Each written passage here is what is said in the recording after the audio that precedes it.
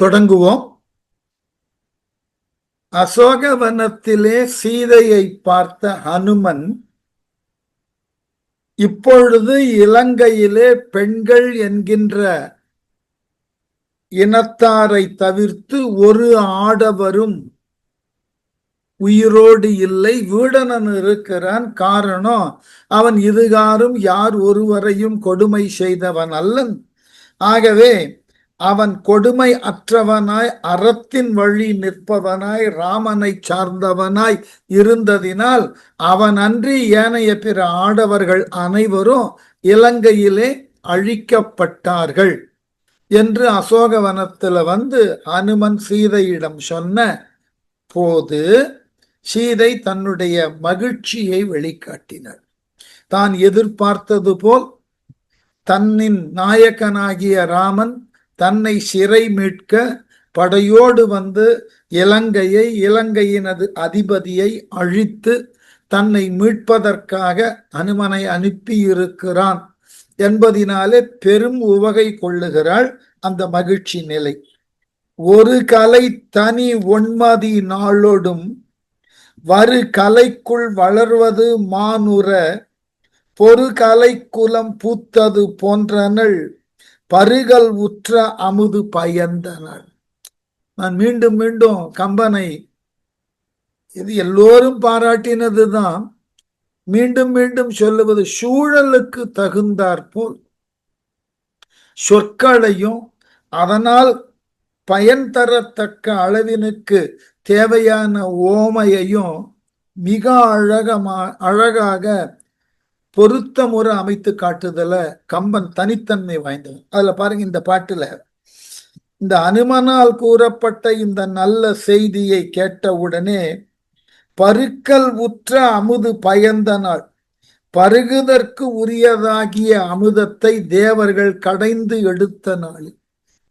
ஏனென்றால் நமக்கு ஒரு புராண மரபு என்னவென்றால், திருமகளானவள் பார்க்கடலில் இருந்து வந்தவள், அமிர்தத்தை பெற வேண்டும், அதனை பருகி தங்களினுடைய ஆயுளை நீட்டித்து கொள்ள வேண்டும் என்ற எண்ணத்தினுக்கு உட்பட்டுத்தான் தேவர்களும் அசுரர்களும் பார்க்கடலை கடைந்தார்கள். அவர்கள் அது நோக்கம் அமிர்தம் பெற வேண்டும். ஆனால் பார்க்கடலை கடைந்த பொழுது அந்த கடலில் இருந்து பலவாகிய உயரிய பொருள்கள் எல்லாம் தோன்றின. அவ்வாறு தோன்றிய பொருள்களுள் ஒன்று திருமகள். அதனாலதான் அன்று பார்க்கடலை கடைந்த பொழுது ஒரு கலை தனி ஒன்மதி ஒற்றை கலை அளவினதாகிய சந்திரன், ஒரு சந்திரன் கீற்று போலே அந்த பார்க்கடலில் இருந்து தோன்றினான். அவ்வாறு தோன்றின சந்திரன் வரு கலைக்குள் வளர்வது மானுர, ஒவ்வொன்றாக வருகின்ற கலைகள் தன்னுள் தானே வளர்ந்து 16 கலைகளும் நிரம்பி முழு பௌர்ணமி போல் மாறுவது போல பொறு கலைக்குலம் பூத்தது போன்றனள் நெருங்கிய கலைகளினது தொகுதி நிரம்பிய பூர்ண சந்திரனை போலே சீதையானவள் மகிழ்ந்தாள். இந்த ஒவ்வொரு நாளும் அந்த ராமனோடு ராவணன் செய்த போர்ல ஒவ்வொரு நாளும் அவளுக்கு செய்தி சொல்லப்பட்டது அல்லவா? அப்போ ஒவ்வொரு நாள் செய்தியை கேட்டு கேட்டு கேட்டு அரக்கர்கள் ஒருவர் பின் ஒருவராக மடிந்து வருகிறார்கள். ராமன் மேலும் மேலும் தனது ஆற்றலினை வளர்த்து கொண்டிருக்கிறான் செய்தி நாளொரு மேனியும் வருவதனால அந்த நிலவு ஒவ்வொரு கலையாக வளர்வது போல் இறுதியில் ராவணனை கொன்று ராமன் சிறை மீட்க தன்னை காணுதற்காக ஹனுமனை அனுப்பின நிலையில முழுமையான சந்திரனை போல முகப்பொலிவோடு விளங்கினாளாம். பார்க்கடலிலே தோன்றிய பொழுது ஒற்றை கீற்றாக இருந்த நிலவு நாட்பட வளர்ந்து பூரண நிலவானது போலே துன்பத்தினுடைய சுவடுகளில் இருந்து மெல்ல மெல்ல விலகி மகிழ்ச்சியினுடைய பெருக்கிலே முழு நிலவு போலே காட்சியளித்தாளாம் சீதை. ஆகவே ஆம்பல் வாயும் முகமும் அலர்ந்திட தேம்பும் நுண்ணிடை நோவ திரள் முலை ஏம்பல் ஆசைக்கு இரட்டி வந்து எய்தினாள் பாம்பு கான்ற பணி மதிப்பான்மையால். பாம்பு கான்ற பணிமதிப்பான்மையால் ராகு என்கின்ற பாம்பினால் விழுங்கப்பட்டு பின்னர் அந்த ராகு என்கின்ற பாம்பினால் உமிழப்பட்ட நிலவு போன்றவள். நமக்கு தெரியும், சந்திர கிரகணம் ஏற்படுகிறதுன்னா ராகு என்கின்ற பாம்பு நிலவினை விழுங்குவதாகவும் விழுங்கி பின் மெல்ல உமிழ்வதாகவும் புராணங்கள் சொல்லுகின்றன. அறிவியல் சொல்லக்கூடிய செய்தி வேற. ஆகவே இந்த சந்திர கிரகணத்து அன்று எவ்வாறு நிலவானது ராகுவினால் விழுங்கப்பட்டு பின்னர் அதுவே உமிழ்வது போல இந்நாள் வரை துன்பச் சூழலினால் பீடிக்கப்பட்டிருந்த சீதை மெல்ல மெல்ல அந்த துன்பச் சூழலில் இருந்து விலகி இப்பொழுது இன்பத்தினுக்கு உட்பட்ட நிலையில அந்த முகமானது மலர்ந்த நிலையில ஆம்பல் வாயும் முகமும் மலர்ந்திட, ஆம்பல் மலரை போன்று சிவந்து காணப்படக்கூடிய அவளினது முகமும் இதழும் மேலும் பிரகாசமாக இருக்கு. தேம்பும் நுண் இடை நோவ முன்பே தேய்ந்து வருந்தும் சிறிய இடையானது மேலும் வருந்தியதான். முன்பு பிரிவினால் வருந்தியது இப்பொழுது மகிழ்வினால் அந்த மகிழ்வினை தாங்க இயலாமல் வருந்தியதா அவளது மென்மையான இடை. திரள் முலை திரண்டு இருக்கக்கூடிய அவளது மார்பகங்கள் ஏம்பல் ஆசைக்கு மகிழ்ச்சியினால் மேலெழும் ஆசையால் இரட்டி வந்து எய்தினள். முன்பு இருந்ததை காட்டிலும் அவளது மார்பகம் மகிழ்வினால் 2 மடங்காக பூரித்ததா. அந்த அளவினுக்கு மகிழ்ச்சியை கொண்டவளாய் சீதை அனுமனால் சொல்லப்பட்ட செய்தியை கேட்டு உள்ளமும் மகிழ்ந்தாள், உடலும் பூரித்தாள். புந்தி ஓங்கும் உவகை பொறுமலோ உந்தி ஓங்கும் ஒளி வளை தோள்கோளோ சிந்தி ஓடு கலை உடை தேர்கோலோ முந்தி ஓங்கின யாவை முலைகோளோ. ரொம்ப அழகான இடம். முந்தி ஓங்கின இந்த ஹனுமனிடமிருந்து வந்த அந்த வார்த்தைகளை கேட்ட உடனே சீதையினது உடலிலே ஏற்பட்ட மாற்றத்தில் எந்த உறுப்புகள் மிக அழகாக முந்தி கொண்டு வளர்ந்தனன்னு கம்பன் ஒரு கேள்வி கேட்கிறான். என்னவா? புந்தி ஓங்கும் உவகை பொறுமலும், மனத்தினுள் உண்டாகும் மகிழ்ச்சி பூரிப்பு. எது முதல்ல பூரிப்போடு வெளியே வந்தது? ராமன் தன்னை காக்க வந்தான் என்ற அந்த உவகை, அந்த மகிழ்ச்சி மனதிலிருந்து பூரிப்பாக வெளியே வந்ததா? உந்தி ஓங்கும் ஒளி வளைய தோள்களோ, தள்ளப்பட்டு மேல் எழும்புகின்ற ஒளி பொருந்திய வளையல்கள் அணிந்த தோள்களா? தோள்கள் பூரித்தது அப்படியே. ஆகவே முதல்ல மனம் பூரித்ததா இல்ல தோள்கள் பூரித்தனவா? இல்லை. சிந்தி ஓடு கலை உடை தேர்கோலோ, அவிழ்ந்து விலகி விடுகின்ற ஆடையை அணிந்துள்ள தேர் போன்ற தடத்தினை கொண்டுள்ள சீதையினது பின் எழிலா. பின் எழிலை தேர் தட்டினுக்கு ஓமையாக சொல்லுதல் மரபு. ஆகவே அந்த பின் எழில் பூரித்ததா அல்லது அவளினது மார்பகங்கள் முலைகளா மார்பகங்கள் பூரித்தனவா? மனமா தோளா பின் எழிலா மார்பகங்களா? இவைகளில் எவை முதலில் தங்களினுடைய மகிழ்ச்சியை வெளிக்காட்டின என்று கம்பன் ஒரு கேள்வியை கேட்டுவிட்டு, குனித்த கோலப் புருவங்கள் கொம்மை வேர் பனித்த கொங்கை மழலை பனிமொழி நுனித்தது ஒன்று நுவல்வது ஒன்று ஆயினாள் கனித்த இன் களி கள்ளினின் காட்டுமோ. அழகு. கோல புருவங்கள் குறித்த அழகிய புருவங்கள் வளைந்துள்ளன. நல்ல அந்த ஆரவாரமான செய்தியினால மகிழ்வு முகத்தில் அப்படியே வெளிவருவதினாலே இந்த அழகான வளைந்த புருவங்கள் கொங்கை கொம்மை வேர் பணித்த மார்பகங்களில் இருந்து திரண்டு அந்த மார்பகங்களின் வாயிலாக வேர்வைகள் வெளியே வந்தனவ. ஏனென்றால் கட்டப்பட்ட கச்சைகளை காட்டிலும் பருத்த நிலையில கொங்கைகள் பூரித்ததினால் உடல் வியர்த்ததா. அந்த வியர்வை துளிகள் வெளிவந்தன. மழலை பனிமொழி, இனிமையான மழலை பேசக்கூடிய அற்புதமான பேச்சுக்கு உரியவளாகிய சீதை இப்பொழுது நுனித்தது ஒன்று நுவல்வது ஒன்று ஆயினள். தான் மனத்தில் நினைத்தது ஒன்றும் சொல்லுவது ஒன்றுமாக தடுமாறத் தொடங்கினாள். ஆகவே கனித்த இன்களி முற்றிய இனிய மகிழ்ச்சியானது கள்ளினின் காட்டுமோ, கள்ளுண்டார்க்கு நிகழும் மெய்ப்பாடுகளை தோற்றுவிக்குமோ. அதாவது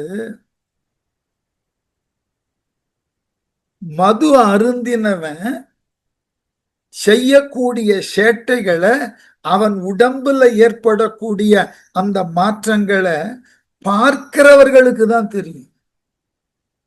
மதுவினை உண்டு அதனால் மாற்றங்களை ஏற்று செயல்படக்கூடிய உண்பவனுக்கு தெரியாது.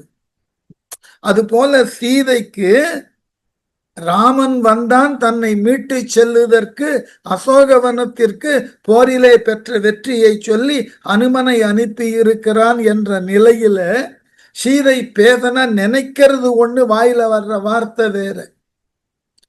ஆகவே சம்பந்தம் இல்லாம பேசுற அவ்வளவு மகிழ்ச்சி.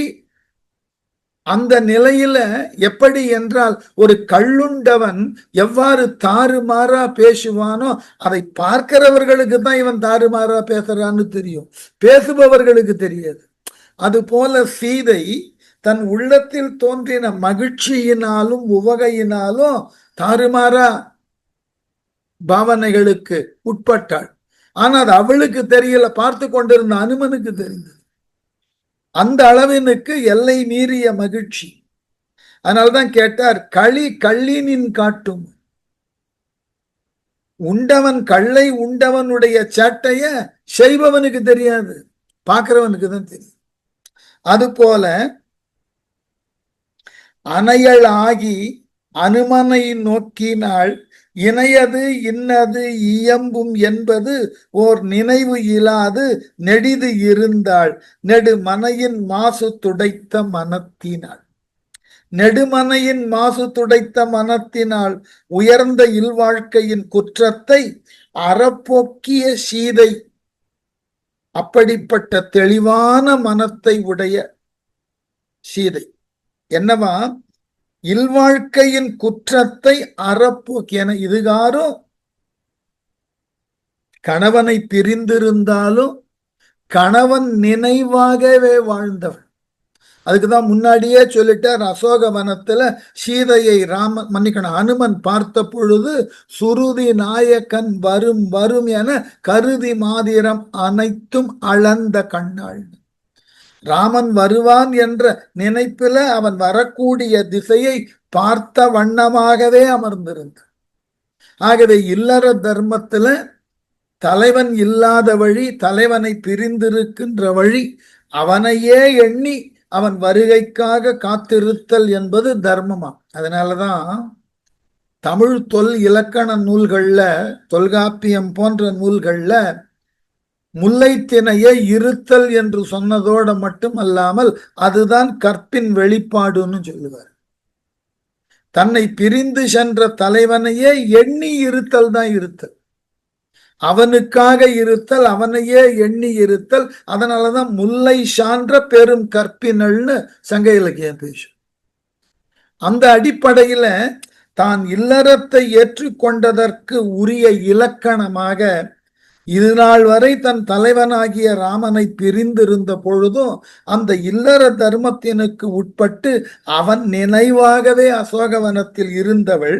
அப்படிப்பட்ட சிறந்த மனத்தை உடையவளான சீதை அணையலாகி மேலே சொல்லப்பட்ட மகிழ்ச்சிகளுக்கெல்லாம் உட்பட்டு விம்மிதம் எய்தி அனுமனை நோக்கினாள். தன்னை அழைக்க வந்த அனுமனை பார்த்தாள். இணையது இன்னது இயம்புவது என்பது ஓர் நினைவு இலாது நெடிது இருந்தாள்.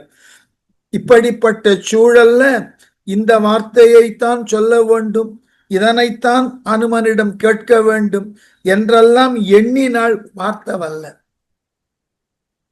அதீதமான மகிழ்ச்சியினால எங்கு நாம் பேச தொடங்கினால் முன்னுக்கு பின் முரணாகி விடுமோன்ற கவலையில அந்த மகிழ்ச்சி பெருக்கல எதை பேசுவது என்று நினைவு இல்லாமல் அப்படியே இந்த செய்தியை கேட்டு அப்படியே மனத்தினுள் வாங்கி அமைதியா இருந்த அந்த மகிழ்ச்சியை மனத்துக்குள்ள ரசித்து கொண்டிருந்தாள். அதெல்லாம் தான் நீங்கள் நடைமுறையில் பார்க்கக்கூடிய ஒரு அழகான மேற்கு. எதிர்பார்த்த ஒரு பெரிய நல்ல நிகழ்வு நாம் எதிர்பார்த்த அளவிலே நமக்கு முதல்ல நடந்து விட்டதுன்னா நாம் திக்கு முக்காடி அப்படியே திகைத்து அமர்ந்து விடுவோம். அப்புறம்தான் மெல்ல நம்முடைய பழைய நிலைக்கு மீண்டு வந்து மென்மையான வார்த்தையை பேசணும். இது எல்லோருக்கும் நடக்கக்கூடிய இயல்பான செயல்தான். அதனால அந்த நிலைக்கு உட்பட்ட சீதை மெல்ல என்ன பேசுவது என்ற அந்த மனதினுடைய உணர்வு இவள் பேச்சினையும் மீறி முகத்துல தெரிந்ததனால உடனுக்குடனாக பேசுவதில் பயனில்லைன்னு நெடிது நேரம் அமைதியா இருந்துட்டான். யாது இதற்கு ஒன்று இயம்புவல் என்பது மீது உயர்ந்த உவகையின் விம்மலோ தூது பொய்க்கும் என்றோ என சொல்லினான் நீதி வித்தகன் நங்கை நிகழ்த்தினான். என்ன அழகு! நீதி வித்தகன், நீதி வழியிலே நடக்கக்கூடியவனாகிய அனுமன் ராமன் இலங்கையை வென்றான், ராவணன் அழிந்தான், இலங்கையில ஒரு ஆடவர் உயிரோடு இல்லை என்றெல்லாம் சொல்லியதன் பிறகும் சீதை மௌனமாக இருக்கிறத பார்த்தோன்னு அனுமனுக்கு மெல்ல ஐயம். இதற்கு யாது ஒன்றும் இயம்புவல் என்பது, இந்த அனுமன் வார்த்தைக்கு என்ன பதில் கூறுவேன் என்று இவள் தயங்குகிறாளாம். மீது உயர்ந்த உவகையின் விம்மலோ மேல் எழுந்த மகிழ்ச்சி பெருக்கினாலா அல்லது தூது பொய்க்கும் என்றோ இந்த அனுமன் சொல்லிய சொல் பொய்யாக இருக்கும் என்று கருதியோ என சொல்லினான் என்று சொன்னான். கேட்கிறான், நான் சொன்ன செய்தியினால உங்களுக்கு மிகப்பெரிய மகிழ்ச்சி வந்ததனால அந்த மகிழ்ச்சியின் வெளிப்பாட்டா வார்த்தை வரலையா? இல்ல, நான் உங்களிடம் வந்து இப்போ சொன்ன செய்தி போலியானது, அதில் உண்மை இல்லை என்ற எண்ணத்தினால பேசாமல் இருக்கிறீர்களா? இது என்ன நியாயம்னு கேட்டான். ஏதோ ஒரு நல்ல விஷயம் சொல்ல வந்திருக்கேன், அதற்கு ஏற்றாற்போல் பதில் சொன்னால்தானே விஷயத்தை சொன்னவனுக்கு ஒரு மரியாதை இருக்கும். ஆகவே நான் சொன்ன செய்தியை கேட்டு திளைத்த நிலையில வார்த்தை வரலையா, இல்லை என் செய்தியிலேயே நம்பிக்கை இல்லையா என்று அனுமன் கேட்டான். கருதியோ என சொல்லினான் என்று கேட்டவுடனே நங்கை நிகழ்த்தினாள். சீதை மெல்ல பேச ஆரம்பிச்சான். மேற்கு நீங்கிய வெள்ள உவகையால் ஏக்கமுற்று ஒன்று இயம்புவது யாது என நோக்கி நோக்கி அரிது என நொந்துள்ளேன் பாக்கியம் பெரும் பித்தும் பயக்குமோ. சீதை இல்லையா ஒரு அரசிடம் குமரி, ராமனது துணைவி, இயல்பாக அவளிடம் இருக்கக்கூடிய இந்த பேச்சு ஆற்றல் என்ன அழகா கேட்டா பாருங்க. மேற்கு நீங்கிய வெள்ள உவகையால் தனக்கு மேற்பட்டது ஒன்றில்லாத மகிழ்ச்சி பெருக்கினான். இதை காட்டிலும் மிகச்சிறந்த மகிழ்ச்சி எதுவும் கிடையாது. எல்லை மீறின மகிழ்ச்சி. ராமன் வந்து ராவணனை அழித்தான், இதுக்கு இணையான மகிழ்ச்சி உலகத்துல வேறு எதுவும் இல்லை. அப்படிப்பட்ட பெரியதோர் மகிழ்ச்சியை இப்போ வந்து சொல்லி இருக்க. ஏக்கமுற்று இந்த மகிழ்ச்சியான செய்தியை கேட்டவுடனே திகைப்படைந்து ரொம்ப நாள் எதிர்பார்த்ததுதான் ராமன் வருவான். எப்போ அனுமன் தூதுவனாக முதல் முறை வந்த பொழுதே நிச்சயமா ராமன் வருவான், தன்னை மீட்பான் என்ற எதிர்பார்ப்போடு சீதை இருந்தான். அதனாலதான் அவன் அனுமன் கிட்டையே சொல்லி அனுப்பினார், ஈண்டு ஒரு திங்கள் யான் வைகுவல், அதற்குள்ள வந்து ராமன் என்னை காப்பாற்றணும். ஆகவே எதிர்பார்த்ததுதான். ஆனால் எதிர்பார்த்தது நடந்தது, நடந்து முடிந்து விட்டது என்று சொல்லும் போது மனதுக்குள்ள ஒரு திகைப்பும் நிறைவும் ஏற்படும். என்ன பேசுவதுன்னு தெரியாது. ஆகவே இயம்புவது ஒன்று யாது யாது என நோக்கி நோக்கி, எத்தனை அழகான அடுக்கு தொடர் பாருங்க. யாது யாது என நோக்கி நோக்கி, சொல்லும் வார்த்தை இதுவா இதுவா என்று சிந்தித்து என்ன சொல்றது, இத சொல்லலாமா இல்ல வேற சொல்லலாம், எதை சொன்னா பொருத்தமா இருக்கும், இந்த செய்திக்கு அனுமன் கொண்டு வந்த செய்திக்கு நான் எவ்வாறு செயல்பட வேண்டும் சொல்றோம் இல்லையா. அனுமன் வந்து சொன்ன செய்தி ஆக்ஷன், அதுக்கு நான் எப்படி ரியாக்ட் பண்ணணும்ன்றது சீதைக்கு தடுமாற்றம். ஆகவேதான் என்ன சொல்லலாம் என்ன சொல்லலாம்னு யோசித்து யோசித்து அரிது என நொந்துள்ளேன், என்ன வார்த்தை சொன்னா இதற்கு சமமா இருக்கும்னு சொல்ல தெரியாம நான் வருந்தி கொண்டிருக்கிறேன். அனுமனே, நீ கொண்டு வந்த செய்தியை கேட்டு உள்ளம் நிறைவடைந்தது, இதற்கு மாற்றா என்ன சொல்லலாம் எப்படி சொல்லலாம் தெரியல எனக்கு. ஆகவே மறுவார்த்தை சொல்ல முடியாத அளவில் திகைப்பினால் நிறைவினால் நான் தடுமாறி வருந்துகிறேன். பாக்கியம் பெரும் பித்தும் பயக்குமோ, ஒருவருக்கு நல்ல பேரு கிடைச்சதுன்னா அந்த பேரு பெற்றவர்கள் மனதை அது தடுமாற செய்யுமோ. நான் தடுமாறுறேன்னு, எனக்கு பெரியதோர் பாக்கியம் ராமன் வந்து என்னை மீட்பதற்கு ஏற்படுத்தி கொண்ட முயற்சியில வெற்றி பெற்றது பெரிய பாக்கியம். அப்படிப்பட்ட பாக்கியத்தை நீ வந்து சொல்லுகிறாய், அதை கேட்ட மாத்திரத்தில் பெரியதோர் பாக்கியம் பெற்ற நான் அதற்கு நன்றி சொல்லுதற்கு அல்லது என்ன சொல்லுதற்கு என்று தெரியாமல் தடுமாறுகிறேன். முன்னை நீக்குவன் மொய் சிறை என்ற நீ பின்னை நீக்கி உவகையும் பேசினை, என்னை பேற்றினை ஈகுவது என்பதை உண்ணி நோக்கி உரை மறந்து ஓவினேன். அனுமன் கிட்ட சொல்ற, அனுமனே, நீ முன்பே அசோகவனத்துல வந்து சொன்ன இல்லையா, எப்படியும் ராமனோடு வந்து உன்னை சிறை மீட்பேன், முன்பு மொய் சிறை நீக்குவேன் என்ற நீ நெருக்கிடும் அரக்கர் சிறையிலிருந்து இந்த அசோகவனத்திலிருந்து உன்னை விடுவிப்பேன் என்று நீ தூது வந்த போதே சொன்ன இல்லையா, பின்னை நீக்கி உவகையும் பேசினை, இப்பொழுது சிறையிலிருந்து விடுவித்து மகிழ்ச்சியாக நான் அடையக்கூடிய அளவில் மங்களமான வார்த்தையும் பேசியிருக்கிறாய். ராமன் வெற்றி பெற்றான். என்னை பேற்றினை ஈகுவது என்பதை உண்ணி நோக்கி உனக்கு என்ன பாக்கியத்தை தருவது என்பதை நினைச்சு நினைச்சு பார்த்து உனக்கு நான் என்ன கைமாறு செய்ய முடியும். தூது வந்தாய், அப்பொழுதே என்னை ஆறுதல் படுத்தி நிச்சயமாக ராமனோடு வருவேன், உன்னை சிறை மீட்பான் ராமன் என்று சொன்னாய், சொன்னதை செஞ்சுட்டேன். இப்படி செய்த உனக்கு உன்னுடைய அரிய செயலுக்கு நான் மாற்றாக என்ன செய்வது, இவ்வளவு சொல்லியது வண்ணம் செய்த உனக்கு நான் என்ன பிரதி உபகாரம் செய்வது, அது செய்வது எது என்று தெரியாமல் நினைத்து பார்த்து உனக்கு கைமாறி என்ன செய்ய முடியும் என்று தடுமாறி உரை மறந்து ஓவினேன். பேச இயலாமல் அப்படியே மௌனமா இருந்துட்டேன். உன்னை போன்ற சொல்லின் செல்வனுக்கு, சொல்லியதை செய்பவனுக்கு, என்னுடைய பெரும் துன்பத்தை நீக்கியவனுக்கு நான் என்ன கைமாறு செய்ய முடியும், ஏதாவது செய்யலாமா அப்படின்னு யோசித்தா ஒன்றும் நினைவுக்கு வரமாட்டேன் என்கிறது. அதனால நான் ஏதாவது செய்வதாக சொல்லி உன்னுடைய பெருமைக்கும் புகழுக்கும் அது குறைவாய் இருந்துட்டதுன்னா நான் தவறு செய்தவளாகி விடுவேன். ஏனென்றால் நீ செய்த செயற்கு அறிய இந்த செயலுக்கு இணையாக மாற்றாக உனக்கு ஏதாகிலும் நான் செய்ய வேண்டும் என்றால் எது எனக்கு புரியலையே. ஆகவே பேசாமல் இருக்கிறது நல்லது. உண்மை அதுதான். நம்மால் ஒருவருக்கு பிரதி உபகாரம் செய்ய முடியும் என்றால் நமக்கு உதவி செய்தவருக்கு இணையாக நம்மால் இயன்றன செய்ய முயல வேண்டும். அப்படி செய்தற்கு ஏதும் இல்லை என்ற தடுமாற்றம் வந்ததா? அமைதியா இருந்தது.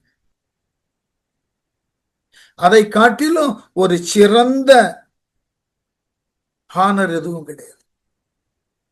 நிறைவா அப்படியே அந்த சந்தோஷத்தை மனத்துல தேக்கி எனக்கு இப்படிப்பட்டதொரு உதவியை செய்தாயே. அதான் வள்ளுவர் சொன்னார், உனக்கு உதவி தேவைப்பட்ட காலத்துல அந்த உதவி அளவில் மிகச் சிறியதாக இருந்தால், காலத்தினால் செய்த உதவி சிறியது என்றாலும் அதனுடைய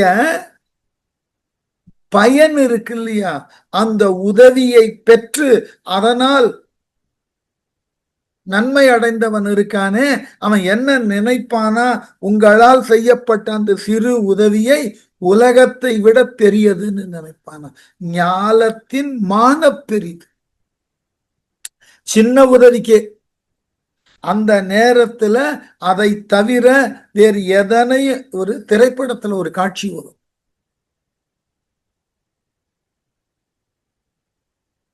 அத்தனை பேர் அந்த படம் பார்த்திருப்பீர்களான்னு தெரியாது, பார்த்திருக்கலாம். பாக்யராஜோட படம். அந்த படத்தினுடைய காட்சி ஒரு நெடுந்தொடர் வண்டியில தொடங்கும். வயதான தோற்றத்தில் இருக்கக்கூடிய பாக்யராஜ் சக பயணிகளோடு பேசியவன் அப்படி பயணித்துக் கொண்டிருப்பார். அவருக்கு எதிர்க்க அமர்ந்திருக்கக்கூடிய ஒரு கை குழந்தையோடு, ஒரு வயது குழந்தையோடு இருக்கக்கூடிய தாய், அந்த குழந்தையின் வாயில்ல இந்த பால்குடி மறப்பதற்காக இந்த நிப்பிள் வைக்கப்பட்டிருக்கும். அந்த குழந்தை விளையாட்டாக என்ன செய்து விடும், அந்த நிப்பிள் எடுத்து ஜன்னல் வழியா வெளியே போட்டுடும் தவறுதல. உடனே தனக்கு உண்டானது கை தவறி போய்விட்டதுன்னு குழந்தை அழ ஆரம்பிச்சிடும்.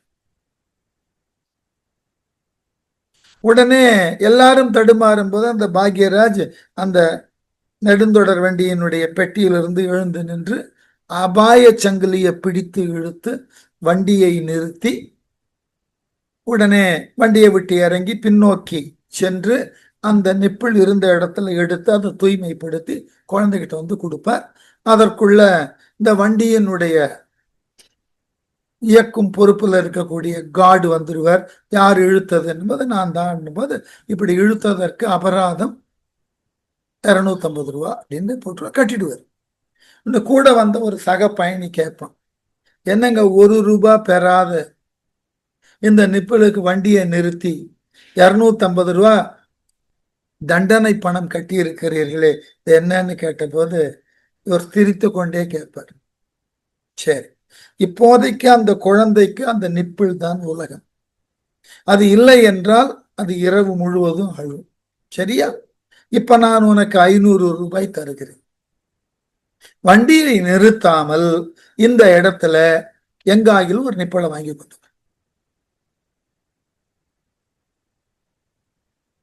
எல்லாரும் ஆச்சரியம். இதுதான் காலத்தின், இது அந்த பாக்யராஜினுடைய ஒரு தனித்துவமான ஒரு இயக்கம். படம் பவுனு தான் நினைக்கிறேன், இருக்கட்டும். அப்போ காலத்தினால் செய்த உதவி அளவில் மிகச்சிறியதா இருக்கு, ஆனால் அந்த உதவியை பெற்று பயனடைந்தவருக்கு அந்த சிறிய அளவினதாகிய உதவி பெரியதோர் உலகினை போன்று காணும். அதனால்தான் ஞாலத்தின் மான பெரிது, உலகை காட்டிலும் பன்மடங்கு பெரியதுன்னு எழுதினார் வள்ளுவர். அதனால இங்க சீதை சொல்றா, நீ என்னை முன்பே தூது வந்த பொழுது சிறை மீட்பாய், நீ சிறை மீட்கப்படுவாய், ராமன் இங்கு வருவான் என்றெல்லாம் வாக்கு கொடுத்து என்னை ஆறுதல் படுத்தி சொல்லிய வண்ணம் ராமனோடு வந்தாய், ராவணனை வென்றாயிற்று, இப்பொழுது என்னை மீட்டு அழைத்து செல்ல வந்திருக்கிறாய், நீ சொல்லிய வண்ணம் செய்தவன், இந்த பெருமைக்கு உரிய உனக்கு என்ன கொடுப்பது தெரியல எனக்கு, எதை சொன்னாலும் உன்னால் செய்யப்பட்ட செயலுக்கு ஈடாகுமா எனக்கு தெரியல, ஆகவே என்ன பேற்றினை ஈகுவது, உனக்கு என்ன சொல்லி உன்னுடைய உதவியை, உன்னால் செய்யப்பட்ட இந்த செயலை நான் மதிப்பீடு செய்வது தெரியல எனக்கு என்பதை நினைச்சு பேசாம இருந்துட்டு, என்ன செய்தாலும் அது ஈடாகாது, அதற்கு அமைதியா இருந்துறது நல்லது. உரை மறந்து ஓவினேன், ஆகவே பேசுவதற்கு வழி இல்லாமல் செயலற்று இருந்து விட்டேன் அப்படின்னு சொல்லி நிறுத்தினான். உலகம் மூன்றும் உதவற்கு ஒரு தனி விலை இல்லாமையும் உண்ணினேன், மேல் அவை நிலையிலாமை நினைந்தனன், நின்னை என் தலையினால் தொழவும் தகும் தன்மை. சீதை சொல்றா, நான் உனக்கு என்ன கொடுக்க முடியும் அனுமனே, நான் எதை கொடுத்தாலும் உன்னால் செய்யப்பட்ட செயலுக்கு ஈடாகாது. ஆனா ஒண்ணு செய்யலாம், நெடுஞ்சான் கிடையாக உன் காலில் விழுந்து வணங்கலாம். சீதை சொன்ன வார்த்தை எப்படியா?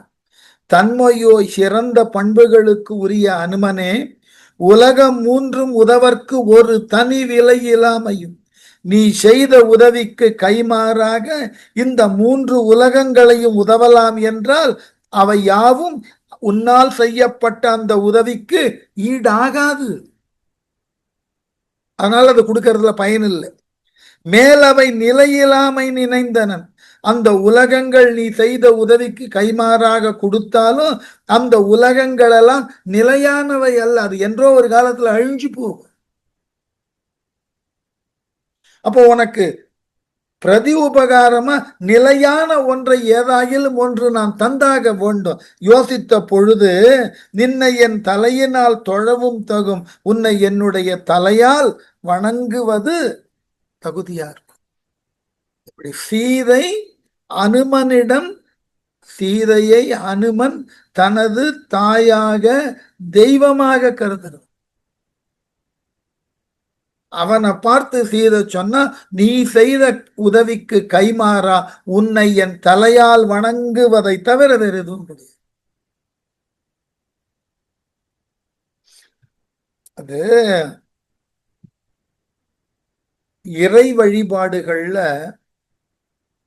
இறைவனினுடைய பெரியதோர் ஆளுமை எதுனாக்க, அவனை வணங்கக்கூடிய பக்தர்களுக்கு இவன் அடியனாய் நின்று தொண்டு செய்வதுதான் இறைவனுக்கே கிடைச்ச பாக்கியம்.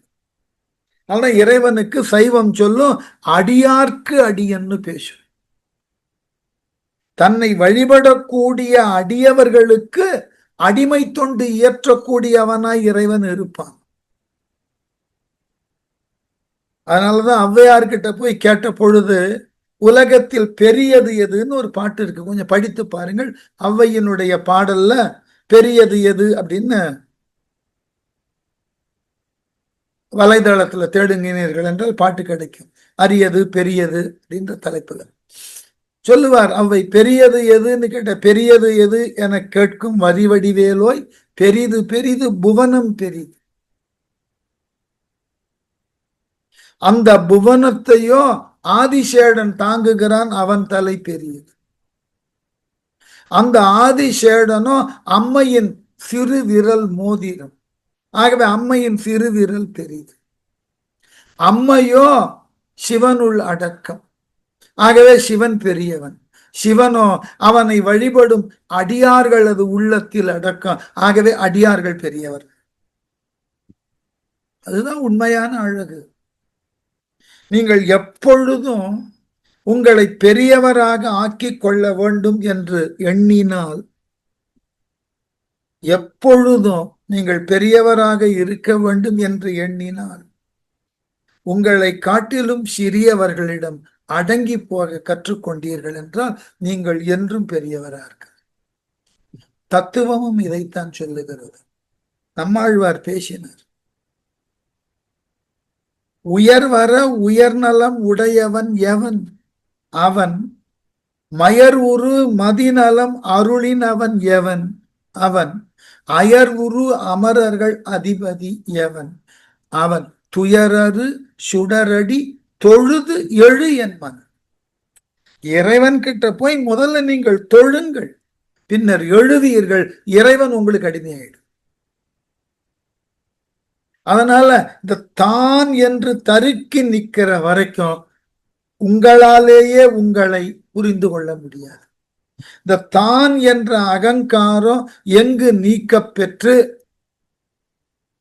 தன்மையோடு சரண்டர் ஆகிறோமோ அங்க தானாக தலைவனாகும் தன்மை வந்துவிடும். அதுதான் வள்ளுவரும் சொன்னார், தொழுது எழுவாள் பெய்யன பெய்யும் மழை. தெய்வம் தொழால் கொழுநன் தொழுது எழுவாள். தொழனோ அந்த தொழுதல் என்பது அவள் எழுச்சி பெறுவதற்கு உரியதான வாய்ப்பை கொடுக்கும். பணிவு இல்லாமல் உயர முடியாது. நீங்கள் பணியாளனாக செயல்படாமல் முதலாளியாக மாற முடியாது. இதுதான் அடிப்படை. தத்துவம் இதைத்தான் கற்றுத்தருகிறது. ஆகவே பெரிய அளவுல போய் நான் ரொம்ப பெரியவனாக இருக்க வேண்டும்னு எண்ணம் கொண்டீர்கள் என்றால் எல்லோரிடமும் பணிவாக இருந்து பாருங்கள், எல்லோரும் உங்களை பெரியவன் என்று சொல்லுவார்.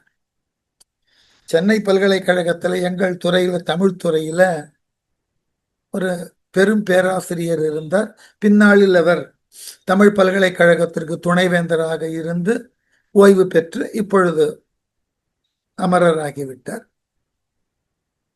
அவரிடம் இருக்கக்கூடிய ஒரு அழகான பழக்கம் என்னன்னா, இப்ப நான் அவரிடம் ஏதாகிலும் ஒரு கருத்தினை கேட்கவோ அல்லது ஒரு உதவியை பெறவோ செல்லுகிறேன்னா, அவரோடு பேசி முடித்த உடனே நான் எந்த கல்லூரின்னு கேட்ட உடனே எங்கள் கல்லூரியில் எங்கள் துறையில் இருக்கக்கூடிய ஆசிரியர் பெருமக்கள் பேரையெல்லாம் சொல்லி நலமாக இருக்கிறாரா,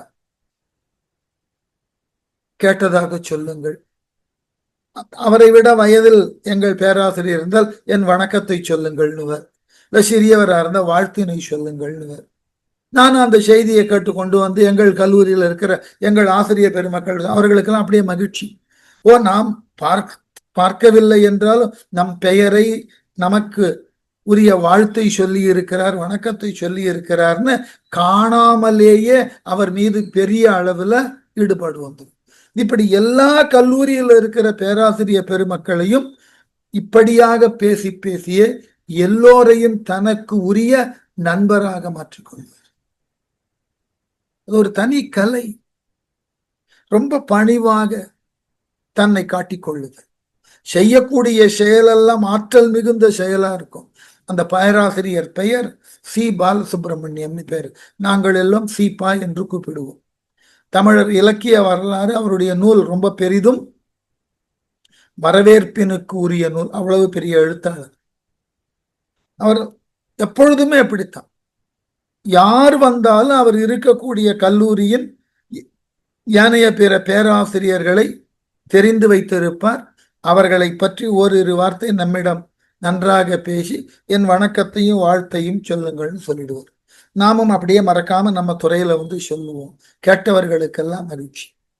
இந்த பணிவு தான் தலைமை பண்பினுக்கு அடிப்படை. ஞாபகம் வச்சுக்கணும். ஏன் ராமாயணம் போன்று இருக்கக்கூடிய கதை பகுதிகள்ல சீதையை, ராமனை, ஹனுமனை தலைமை பண்பு உடையவர்களாக நாம பார்க்கிறோம்னா அவர்களிடம் இருந்த பணிவு. வள்ளுவர் ஏற்கனவே சொல்லிட்டார், பணியுமாம் என்றும் பெருமை, சிறுமை அணியுமாம் தன்னை வியந்து. பெருமையோடு வாழ வேண்டும்னா நாம அடிப்படையிலே பணிவோடு இருக்க கற்றுக்கொள்ள வேண்டும். அந்த பணிவு இருந்து விட்டது என்றால் நமக்கு உண்டான பெருமைகள் தெளிவா நம்மிடம் வந்து தானாக சேரும். இது பலருக்கு இது தெரிவதில்லை. அதிகாரத்துல போய் அமர்ந்த உடனே அந்த அதிகாரத்தினுடைய செருக்கு பெருமளவிலே அவர்களை பாதித்து விடுகிறார். அதனால சீதை இறுதியில சொன்னா, நீ செய்த செயலுக்கு என்ன கொடுப்பது, மூவுலகை கொடுக்கலாம், அவையும் நிரந்தரம் இல்லை அனுமானே, வேண்டுமென்றால் ஒன்று செய்யலாம், நெடுஞ்சான் கிடையாக என் தலையினால் உன்னை வணங்கி விடுகிறேன். ஆகவே என் தலையினால் தொழவும் தகும். ஆகவே உனக்கு நான் என்னுடைய பெரியதான வணக்கத்தை சொல்லுதலே நான் உனக்கு காட்டக்கூடிய பிரதி உபகாரம்னு சொன்ன உடனே, ஆதலால் ஒன்று உதவுதல் ஆற்றலேன் யாது செய்வது என்று எண்ணி இருந்தனன், வேத நல்மணி வேகடம் செய்தன்ன தூத என் இனி செய்திரும் சொல் என்று. அழகா, வேத நல்மணி வேகடம் செய்தன்ன தூத, துளைத்து உபயோகிக்கும் நல்ல ரத்தினத்தை சாணையிட்டு மெருகிட்டு துடைத்து வைத்தார் போன்ற உத்தம குணங்களை உடைய தூதுவனாய் உள்ள ஹனுமனை. எவ்வளவு பெரிய அடைமொழி பாருங்க. வேத நல்மணினா ஒளி பொருந்தின நல்ல ரத்தினம், வேகடம் செய்தன், அந்த ரத்தினத்தை மேலும் நல்ல விதமாக ஒளிருதற்கு சாணை பிடிப்பார்கள். நிறைய மகளிர்கள் இருக்கிறீர்கள் இல்லையா வகுப்புல? நமக்கெல்லாம் தெரியும், மிகப்பெரிய ஒளியோடு இருக்கக்கூடிய கற்கள்ல முதன்மையான கல் வைரம். வைரத்தினுக்கு என்று சிறப்பு வாய்ந்த நகரம் எதுனாக்க ஐரோப்பா கண்டத்தில் இருக்கக்கூடிய ஆன்ட்வெர்ப். அங்குதான் உலகளாவிய மிகப்பெரிய அளவில் வைரங்கள் விற்கப்படுகின்றன. அதுதான் வணிகத்தினுடைய வாணிக கேந்திரம். ஆனாலும் வைரத்தினுக்கு உரியதாகிய அந்த முழுமையுமான ஒளியை சாணை பிடிப்பதின் மூலமாக, ஆங்கிலத்தில் சொல்லணும்னா கட்டுன்னு பேர், டைமண்ட் கட். அதுல தலை சிறந்த பகுதி யாருன்னா நாம. இந்தியாவில் சூரத் என்ற நகரத்துல டைமண்ட் கட்டர்ஸ் இருக்காங்க. மேலை நாடுகள்ல வைரத்தினுக்கு பட்டை தீட்டுபவர்கள் 96 பட்டை வரைக்கும் தான் தீட்ட முடியும் ஒரு வைரத்துல. அவ்வளவுதான் அவர்களுடைய தொழில் திறன். ஆனால் இந்திய நாட்டில் கைகளினால் வைரத்தினுக்கு பட்டை தீட்டுவார்கள். இங்க நம்ம நாட்டில் 124 கட்டு கொடுக்க முடியும். அவ்வளவு நுணுக்கமான தொழில் நிபுணர்கள் இருக்கிறார். அப்ப இந்த இந்திய வைரத்தினுடைய அந்த பூரண பிரதிபலிப்பு இருக்கு பாருங்க. வைரம் எங்கிருந்து வேண்டுமானாலும் வாங்கலாம். அதை இந்த முழுமையுமான ஒளியோடு அதை சாணை பிடிக்க வேண்டும்னா இந்திய தொழில்நுட்ப வல்லுநர்களால தான். அப்படிப்பட்ட அந்த தொலையிடுதற்கு உண்டான ரத்தினத்தை வேகடம் செய்தெல்லாம் சாணை பிடிக்கிறது.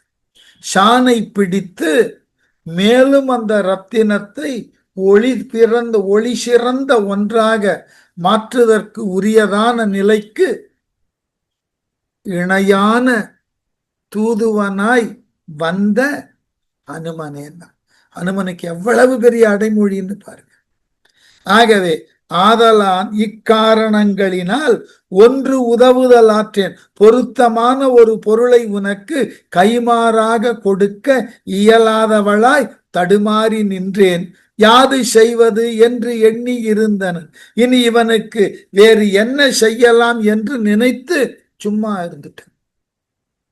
என்ன செய்வதுன்னு தெரியலாகவே சும்மா இருந்துட்டேன். இனி செய்தீரம் என் சொல், இனி நான் என்ன செய்ய வேண்டும் சொல். டக்குன்னு முடிவுக்கு வந்துட்டார். உடனே அனுமன் வேண்டுகிறான் அவளை, எனக்கு அளிக்கும் வரம் எம்பிராட்டி, நின் மனக்களிக்கு மற்ற உன்னை அம்மானவன் தனக்கு அளிக்கும் பணியினும் தக்கதோ, புனக்களிக்குல மாமையில் போன்றுள்ள. எனக்கு கைமாறா ராமனது தூதுவனாய் நான் உன்னிடம் வந்து உனக்கு பணியாற்றுவதற்காக எனக்கு ஒரு வாய்ப்பு கொடுக்கப்பட்டது. இதுக்கு மீறி கைமாறு ஏதாவது தேவை? எப்படியா?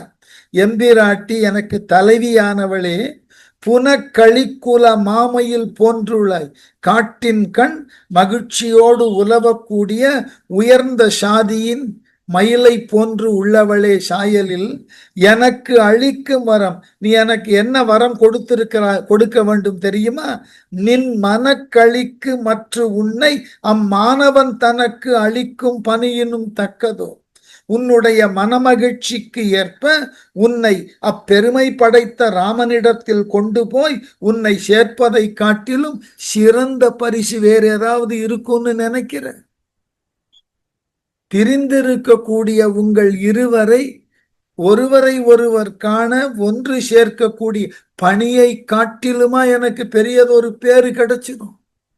யோசிச்சு பாருங்க, இது எத்தனை பேருக்கு கிடைக்கும் இந்த வாய்ப்பு?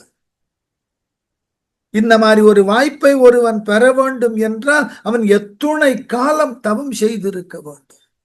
அனுமனினுடைய எத்துணை கால தவம் நாரணனினுடைய அம்சமாய் பிறந்த ராமனிடம் திருமகளின் அம்சமாய் பிறந்த சீதையை கொண்டு சேர்த்து அவர்கள் இருவரும் ஒன்றாய் இருக்க அவர்கள் திருவடியிலே அவர்கள் அடுத்த பணி என்ன என்று கேட்டிருக்கக்கூடிய தொண்டனாய் நான் இருப்பதற்கு இதைவிட ஏதாவது கைமாறு வேணுமா அப்படின்னு கேட்டவுடனே என உரைத்தது திரிசடையால் எம்மோய் மனவினில் சுடர் மாமுக மாட்சியாள் தனை ஒழித்து இவ்வரக்கியர் தங்களை வினையினில் சுட வேண்டுவன் யான் என்றான். இது ஒரு மிகைப்பாட்டு, இருந்தாலும் படிச்சிருக்கும். என உரைத்து என்று அனுமன் சொன்ன உடனே எம்மோ எமது தாயே யான் மனவினில் சுடர் மாமுக மாட்சியாள் திரிசடையாள் தனை ஒழித்து நன்கு ஒளி சிறந்த ரத்தினங்களைப் போல ஒளிவிடும் முகமலர்ச்சியை கொண்டுள்ள திரிசடை நீங்களாக. அசோகவனத்துல திரிசடை ஒருத்திதான் சீதைக்கு ஆறுதலாய் இருந்து பேசியவள். அவளை மட்டும் நீக்கிவிட்டு இவ் அரக்கியர் தங்களை உங்களை அச்சுறுத்தி வந்த இந்த அரக்கியர்களை வினையனில் சுட வேண்டுவன் கொடிய செயலால் சுட்டரிக்க விரும்புகிறேன். இதை அனுமன் கேட்டிருக்க மாட்டான். அதனாலதான் இது மிகைப்பாடல்ல கொண்டு போய் போட்டார். இந்த மாதிரி ஒரு சின்ன விஷயங்களுக்கெல்லாம் ஹனுமன் தன்னை ஈடுபடுத்தி கொள்ள மாட்டான். அதுக்கு என்ன சாட்சி அப்படின்னு கேட்டா, முதல்ல அசோகவனத்துல அவன் நுழைந்த பொழுது சீதையை சுற்றி இருந்த பல அரக்கியர்களை நினைத்திருந்தால் கணப்பொழுதுல அழிச்சிருக்க முடியும் ஹனுமனால. எந்த ஒரு அரக்கியையும் அழிக்கல. அவன் எல்லோருக்கும் உறக்கம் வர செய்து விட்டு சீதையை பார்த்து பேசிவிட்டு வந்தான். அப்படிப்பட்டவன் அப்ப சிறை வைப்புல இருந்த சீதையை அச்சுறுத்தின அரக்கியர்களின் செயல்பாட்டை நேரடியா பார்த்தவன். அப்பொழுதே அவன் கோபப்பட்டு இருந்தான் என்றால் அத்துணை அரக்கியர்களையும் கொன்று இருக்கலாம். அப்பவே அவன் கொல்லல. அப்படிப்பட்டவன் இப்போ இங்க வந்து திரிசடை நீங்களாக ஏனைய பிற அரக்கியர்களை கொடுமையான முறையில கொல்ல வேண்டும். நிச்சயமா ஹனுமன் கேட்டு இருக்க மாட்டான். இந்த பாடல்ல வைத்து விட்டார்கள், இது மிகை பாடல்ல கொண்டு போய் சேர்க்க வேண்டும். உண்மைதான், சேர்க்கலாம். அனுமனுக்குன்னு ஒரு ஸ்டேச்சர் இருக்கு இல்லையா? அனுமன் அப்படின்னு சொன்னா அவனுக்கு ஒரு தகுதி இருக்கு. அந்த தகுதிக்கு குறைவா அனுமன் செயல்பட மாட்டான், வாய்ப்பு கிடையாது. அதனால சரி, அந்த பாட்டை வைத்து விட்டார்கள், பார்த்துட்டோம். அடுத்தது உரையாலா உரை உன்னை உரைத்து உராய் விரை ஓடி விழுங்குவம் என்றுளார் வரைசை மேனியை வள் உயிரால் பிளந்து இறை செய்வேன் மரளிக்கு இனி என்னுமால். அதே பாட்டு தொடர்றது.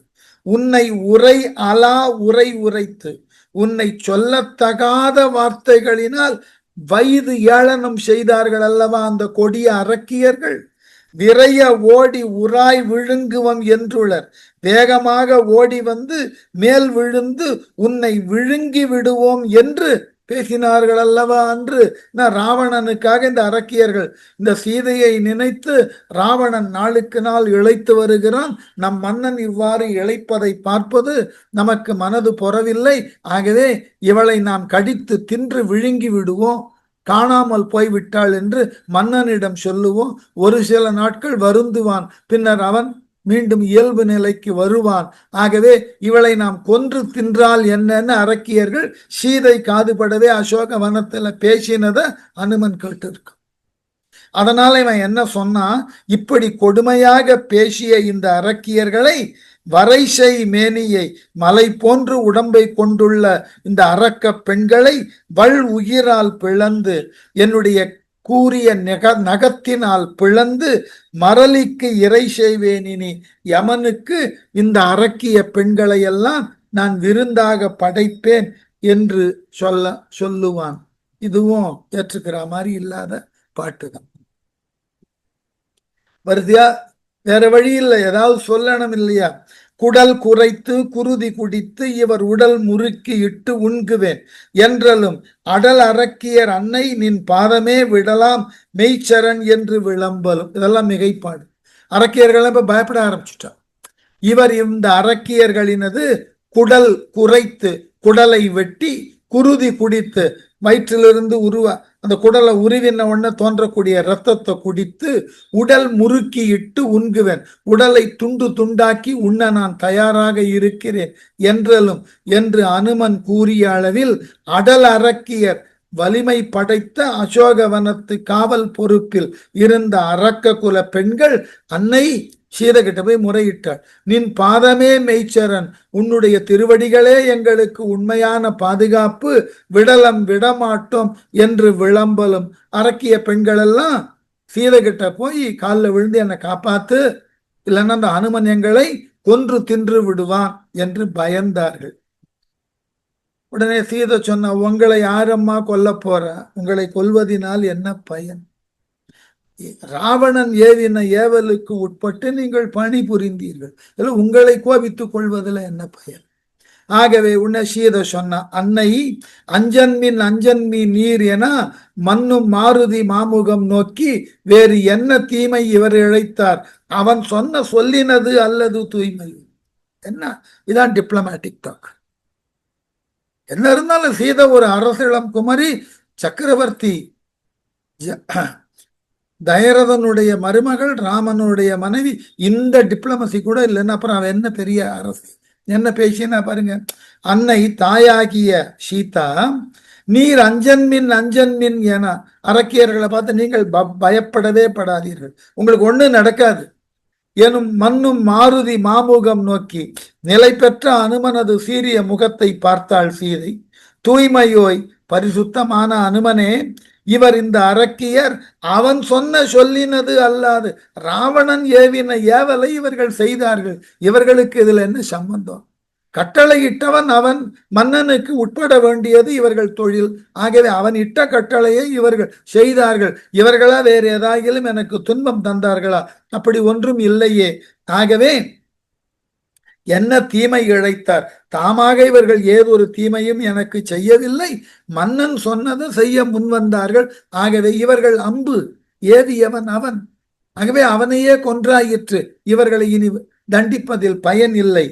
யான் இழைத்த வினையினின் இவ்விடர் தான் அடுத்தது தாயினும் அன்பினோய் கூனியின் கொடியார் அலரே இவர் போன அப்பொருள் போற்றலை புந்தி.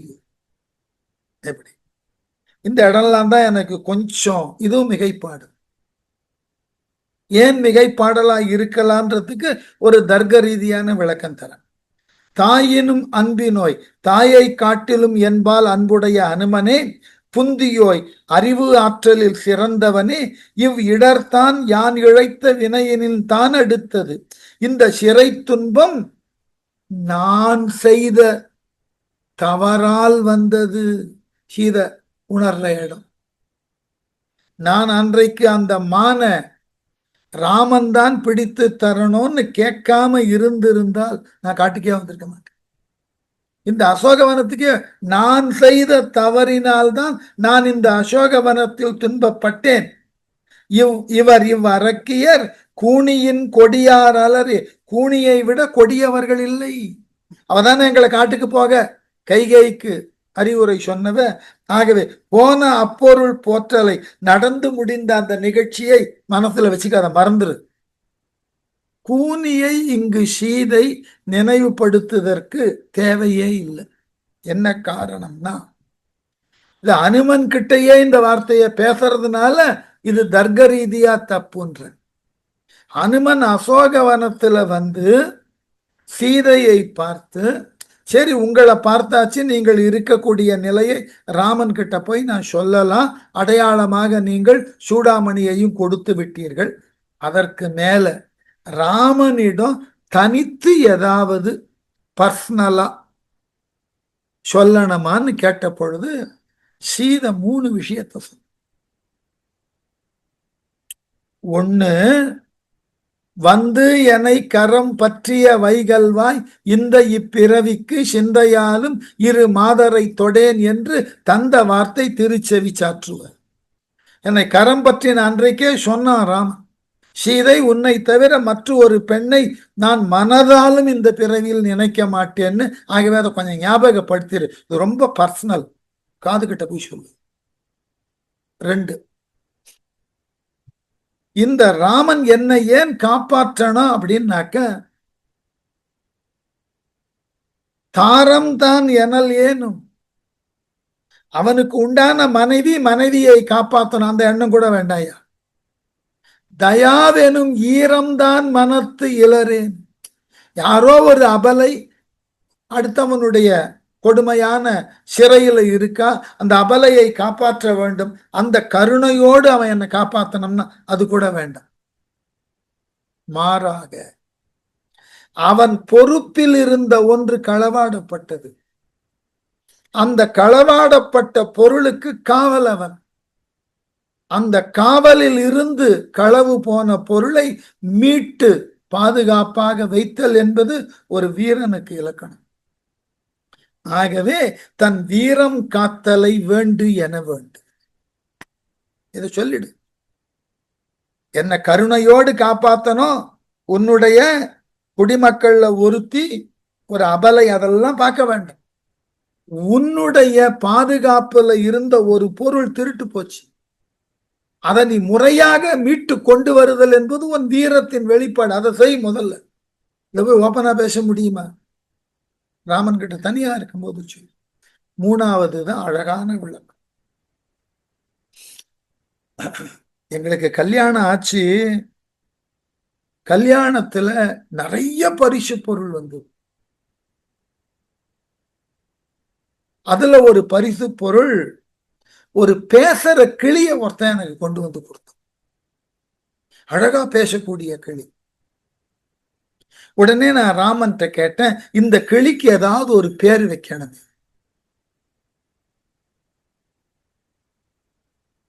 அதுக்கு உடனே ராமன் சொன்னா, தீதரு கேகையன் மகள் பேர் என, குற்றமற்ற கேகைய நாட்டிலிருந்து வந்த கைகேயினுடைய பெயரை இந்த கிளிக்கு வை என்று ராமன் எங்களுக்கு திருமணமான புதிதில் வந்த பரிசு பொருளில் ஒன்றான கிளிக்கு கைகேயினுடைய பெயரை வை என்று அன்று சொன்னான் என்பதை பல இன்னல்களுக்கு உட்பட்டு கொண்டிருந்த அசோகவன வாழ்க்கையில அவளை காண வந்த ஹனுமன் கிட்ட இவ சொன்னான்.